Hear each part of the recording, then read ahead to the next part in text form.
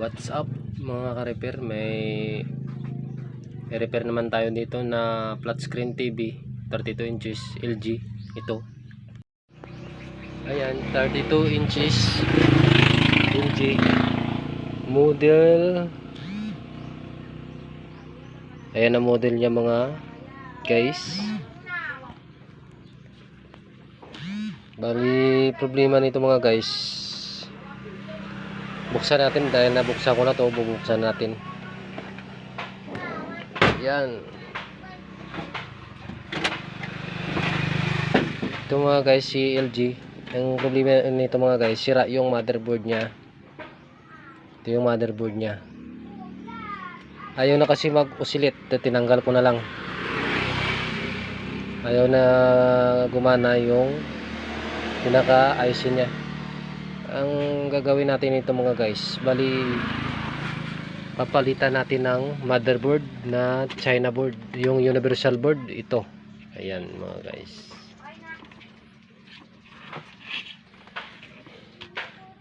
Ayan mga guys, bali kung mayroon naman kayong ganito yung universal, pwede nyo namang kabitan si LG. Magkatugma naman yung ano niya. Ito mga guys kasi magkatugma naman yung motherboard niya. Bali wala na akong inano dito, wala na akong binura sa LDBS mapping niya. Bali paglagay ko automatically lumabas naman siya. Bali tanggalin na natin tong motherboard ni LG. Ayan, bali ito na guys yung papalit natin na motherboard. Wiringan na lang natin yung backlight driver. Ito yung backlight driver niya mga guys.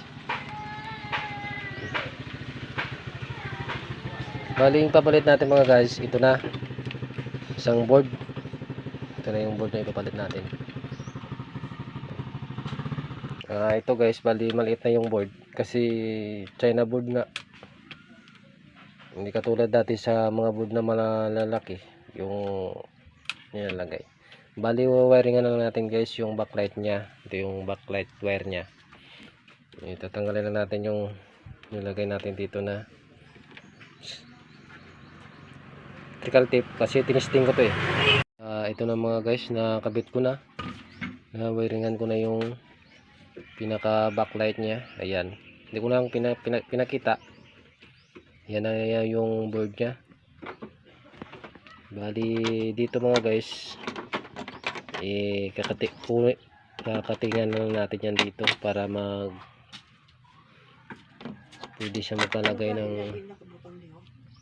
So ito na guys, i-testing na natin. Ito na yung kinabit natin na motherboard.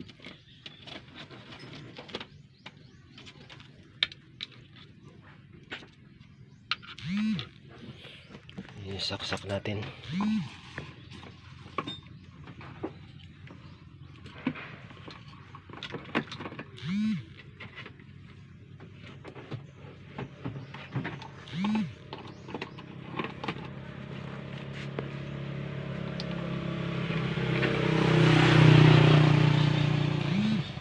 Yan, naka power na siya. I-power on natin.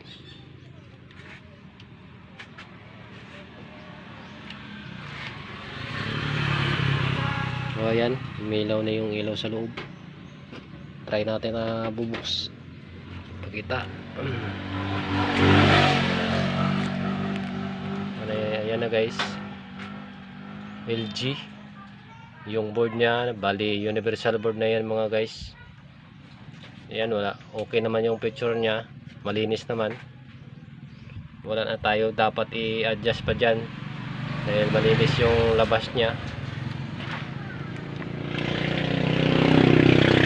Yun na lang mga gagawin yung mga ka-repair pag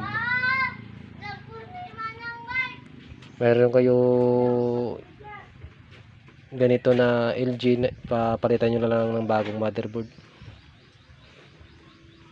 So yan lang guys, maraming salamat sa panonood nyo. Huwag naman po kalimutan na mag-subscribe sa akin channel Pa-click na naman yan ng notification bell para updated kayo sa aking mga video.